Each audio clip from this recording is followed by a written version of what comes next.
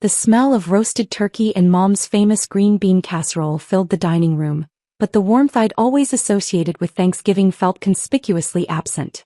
I sat at the far end of the long mahogany table in my childhood home, watching my family celebrate another year of blessings while treating me like an unwelcome guest who'd somehow infiltrated their gathering.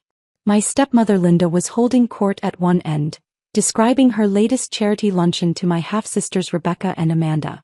My father, Dr. Richard Morrison, sat at the head of the table in his customary position of authority, occasionally nodding at Linda's stories while reviewing something on his phone, probably hospital business even on Thanksgiving. I'd been back from my deployment for 6 months, but the distance between me and my family felt wider than the ocean I'd crossed returning from overseas. Every conversation seemed to skirt around my presence. Every family anecdote carefully excluded any reference to me, and every shared memory stopped conveniently at the point where I'd joined the military 8 years ago. "Rebecca, tell everyone about the promotion," Linda prompted, beaming with maternal pride. My 26-year-old half-sister launched into a detailed account of her advancement to senior marketing coordinator at the local tourism bureau, complete with salary details and future prospects. Everyone listened with rapt attention, asking follow-up questions and offering congratulations. "And Amanda's engagement party planning is going so well," Linda continued seamlessly. "The venue deposit alone was $12,000, but Richard insisted on only the best for his daughter." I took a sip of wine and continued eating, long accustomed to being the invisible family member. 8 years in the Army, including 3 deployments, and my family still introduced me to their friends as Richard's daughter from his first marriage, with the kind of apologetic tone usually reserved for embarrassing relatives. What they didn't know, what none of them had ever bothered to ask about, was what I'd actually been doing during those 8 years of military service they seemed so eager to avoid discussing. They assumed I was just another enlisted soldier, probably struggling financially, definitely unable to contribute meaningfully to conversations about career advancement and financial success. They treated my service like an extended rebellious phase that I'd hopefully grow out of soon. In reality, I was Lieutenant Colonel Jessica Morrison, one of the youngest field-grade officers in military intelligence, with a security clearance that had allowed me to work on operations that would remain classified for the next 50 years. My military career had been exceptional by any measure, but more importantly, it had connected me with people and opportunities that had nothing to do with the Army. During my second deployment, I'd developed a friendship with Dr. Marcus Webb, a civilian contractor who'd been working on battlefield medical innovations. When he'd returned to the States and founded Webb Medical Technologies, he'd asked me to join his advisory board. That initial consulting role had led to investments, partnerships, and eventually to my current position as the silent majority shareholder in what had become a billion-dollar medical device company.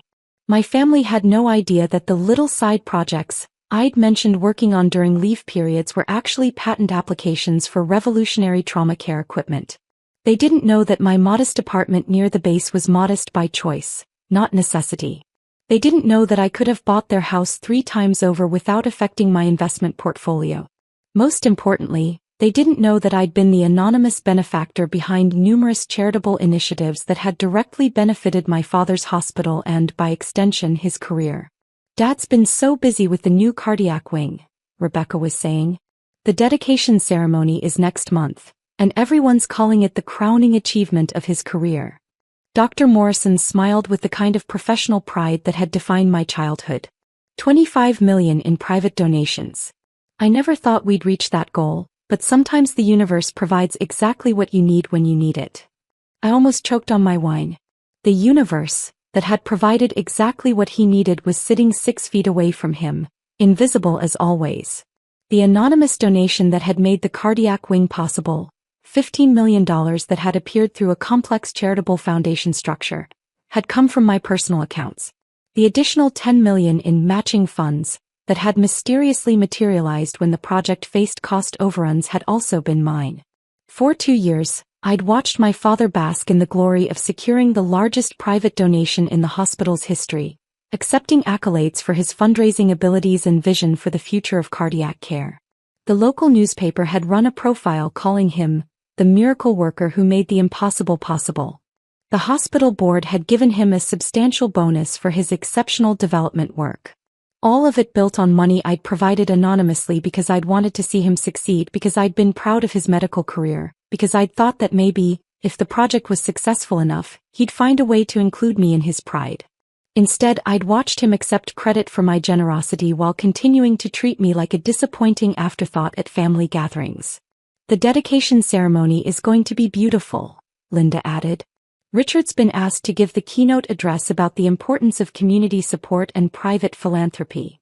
It's really about vision, my father said, warming to his favorite topic. Understanding that sometimes you have to think bigger than traditional funding sources. Sometimes you have to trust that if you build something worthy, the resources will find their way to you. The irony was so thick I could have performed surgery on it. Amanda, my 23-year-old half-sister, looked down the table at me with the kind of polite curiosity usually reserved for distant acquaintances. Jessica, how's your military thing going? Are you still doing that?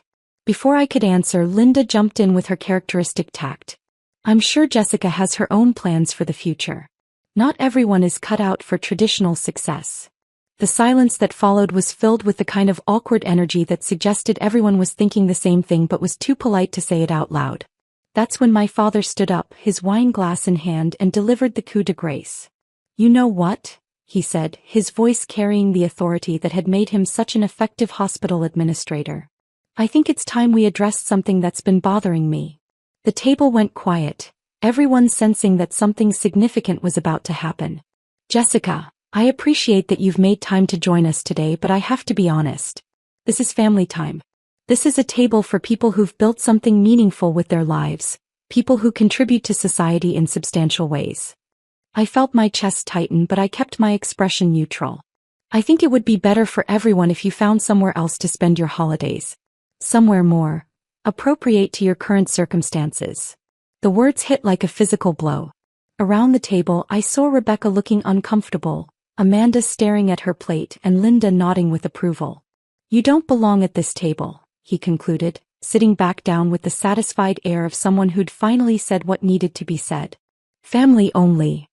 For a moment I sat frozen, processing what had just happened. My own father had just disinvited me from Thanksgiving dinner because he didn't consider my military service worthy of respect. Because he thought I hadn't contributed enough to society to deserve a seat at his table. The table that was celebrating achievements made possible by my anonymous financial support. I stood up slowly, gathered my coat from the back of my chair, and smiled. You're absolutely right, Dad. Family only. I walked toward the front door, pulling out my phone as I went. Behind me, I could hear confused murmurs, someone asking if they should say something, Linda quietly reassuring everyone that this was for the best. I stepped outside into the crisp November air and made the call that would change everything. Sarah? It's Jessica. I need you to cancel something for me. Sarah Martinez had been my assistant for 3 years, managing the complex web of investments, charitable donations, and business interests that comprised my civilian life. She was brilliant, discreet, and completely unflappable, which made her perfect for handling the kind of call I was about to make. Of course, what needs to be cancelled? The Morrison Medical Center donation. All of it. The cardiac wing funding, the equipment grants, the research endowments. Everything connected to that hospital needs to be terminated immediately. There was a brief pause. Jessica, that's approximately $37 million in committed funding across multiple programs. The cardiac wing dedication is next month. I'm aware. May I ask what prompted this decision? Let's just say I've decided to redirect my charitable giving toward organizations that actually value the people who support them. Understood. I'll need about an hour to contact all the relevant foundations and legal representatives. The hospital's development office will likely receive notifications beginning around 6 o'clock. Perfect. And Sarah? Make sure they understand that this isn't a temporary suspension. This is a permanent withdrawal of all current and future support. I'll make that very clear. I ended the call and sat in my car for a moment, watching through the dining room window as my family continued their Thanksgiving celebration. They looked happy, relaxed, blissfully unaware that their patriarch's greatest professional triumph was about to evaporate in the next 60 minutes. My phone buzzed with a text from Sarah. First round of cancellations complete. Hospital Development Office has been notified. Board of Directors will be contacted within the hour. I drove home to my modest apartment, ordered Chinese takeout and settled in to watch football. At exactly 5:47 p.m., my phone started ringing. The first call was from Dr. Patricia Holmes, the hospital's chief development officer. Colonel Morrison? I'm calling about what appears to be a misunderstanding regarding the Morrison Medical Center charitable commitments. I let it go to voicemail. The second call at 6:23 p.m. was from James Crawford, chairman of the hospital's board of directors. Jessica, this is Jim Crawford. There seems to be some confusion about funding commitments, and I'd really appreciate a chance to speak with you directly. Voicemail. The third call at 6:41 p.m. was from my father. Jessica, what the hell is going on? I've got people calling me about donations and funding and your name keeps coming up. Call me back immediately.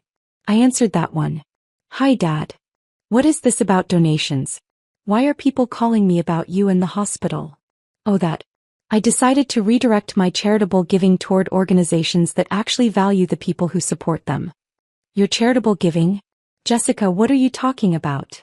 The cardiac wing, Dad. The anonymous donation that made it possible?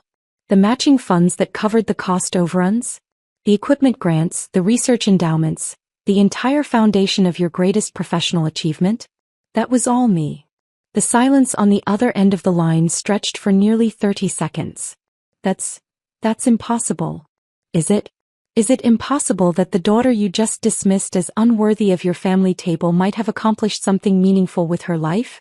Is it impossible that someone you consider unsuccessful might have actually been supporting your success all along?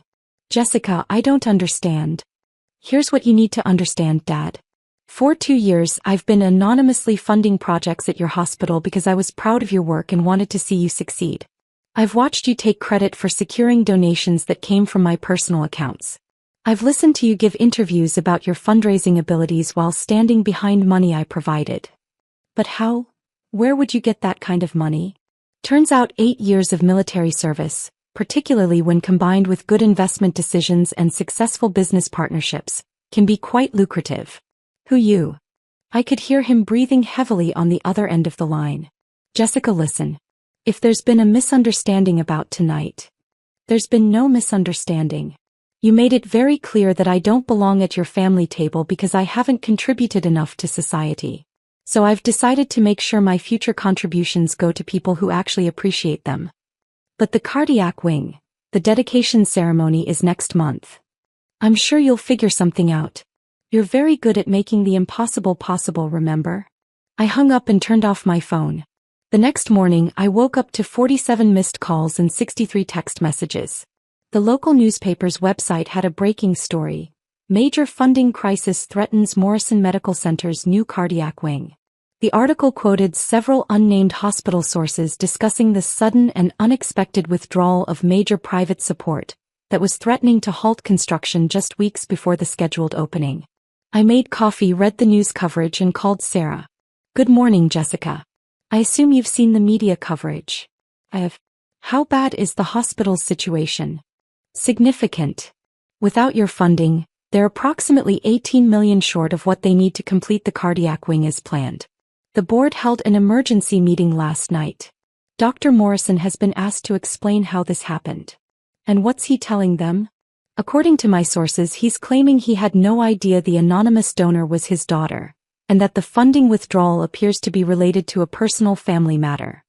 Accurate, if incomplete. The board is not pleased. They're questioning how he could have accepted such substantial donations without knowing their source, and whether his family relationships might pose ongoing risks to hospital fundraising. I sipped my coffee and considered this. What about alternative funding sources? They're scrambling, but replacing $37 million in committed funding on short notice is challenging. Several board members are suggesting they may need to scale back the project significantly or delay the opening indefinitely. My phone rang. It was my father. Jessica, please. We need to talk. Do we? I made a mistake. I said things I shouldn't have said. But this isn't just about me. There are patients who need this cardiac wing. People who will die without access to this technology. And whose fault is that, Dad? Mine. It's my fault. I was wrong about you, wrong about your contributions, wrong about everything. For the first time since Thanksgiving dinner, he sounded genuinely humble. Jessica, I had no idea about your business success, your financial capabilities, any of it. I've been treating you like a child when you've been supporting my career in ways I never imagined. Why didn't you know, Dad? In 8 years, did you ever once ask about my life outside the military? Did you ever wonder how I could afford to live comfortably on a soldier's salary? Did you ever show any curiosity about what I'd accomplished or what I was working on? No. No, I didn't. You didn't want to know. You wanted to keep seeing me as the disappointing daughter who'd chosen military service over a real career. It was easier than admitting that maybe you'd misjudged me. You're right. And I'm sorry. The apology hung in the air between us. Dad, I don't need your approval anymore. I stopped needing it years ago. But I do need your respect. And I need you to understand that my military service isn't something I'm doing until I figure out my real life. It is my real life. It's meaningful work that I'm proud of. I understand that now. Do you? Because this isn't just about money, Dad. This is about the fact that you dismissed 8 years of service to my country as insufficient contribution to society. This is about you deciding that someone who's served 3 combat deployments doesn't deserve a seat at your family table. Jessica, I was wrong. Completely, utterly wrong. Yes, you were. Is there anything I can do to fix this? Not just the hospital funding but us. Our relationship.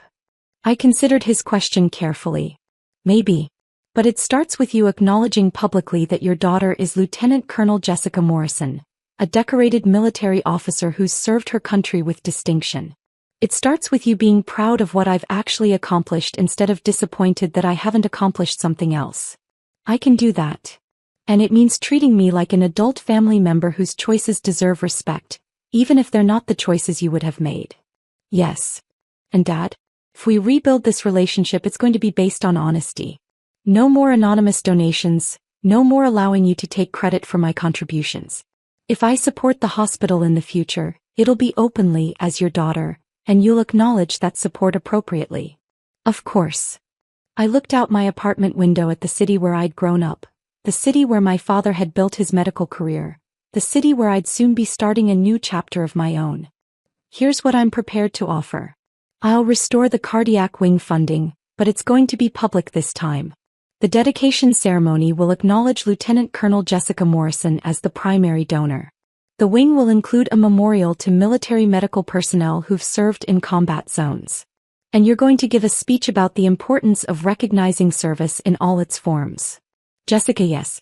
Absolutely yes. And Dad? Next Thanksgiving, I want to hear you tell the family about your daughter, the decorated Army officer who saved your hospital's cardiac wing. I want to hear you brag about my military achievements the same way you brag about Rebecca's promotion and Amanda's engagement. I will. I promise. One more thing. I want you to personally call every board member who was involved in questioning your competence yesterday and explain that your daughter is not a liability to the hospital's fundraising efforts. She is, in fact, one of the most significant donors in the institution's history. I'll make those calls today. 3 weeks later, I stood in my dress uniform at the dedication ceremony for the Morrison Medical Center Cardiac Wing. The plaque by the entrance read, "Generously funded by Lieutenant Colonel Jessica Morrison, U.S. Army, in honor of military medical personnel who serve our nation at home and abroad." My father's keynote address included a 15-minute section about his daughter's military service, her business acumen, and her commitment to improving cardiac care for veterans and civilians alike. He spoke with genuine pride about my 3 deployments, my decorations, and my post-military career. When he introduced me to give remarks about the importance of military-civilian medical partnerships, the applause was thunderous. After the ceremony at the reception, Linda approached me with an expression I'd never seen before. "Jessica, I owe you an apology. A significant one. Thank you. I had no idea about your accomplishments. Your father never told us about your business success or your rank or any of it. He didn't know. How is that possible?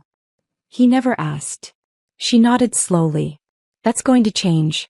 Richard talks about you constantly now. He's incredibly proud and, frankly, a little embarrassed about how long it took him to recognize what you'd achieved." At the family dinner that followed, held at an upscale restaurant where I didn't have to worry about being disinvited, Rebecca and Amanda peppered me with questions about military life, business investments, and my plans for the future. They listened with genuine interest as I described combat deployments, patent applications, and the complex world of military contracting. For the first time in years, I felt like a full member of my own family. As we were leaving the restaurant, my father pulled me aside. "Jessica, I want you to know that I've learned something important from all of this." "What's that?" "That success comes in many forms, and just because I don't understand someone's path doesn't mean it's not a worthy path." "That's a good lesson, Dad. I'm proud of you." "I should have said that years ago, but I'm saying it now. I'm proud of your service, proud of your business success, and proud that you used your resources to help save lives through the cardiac wing." "Thank you. And Jessica? You'll always have a seat at our family table.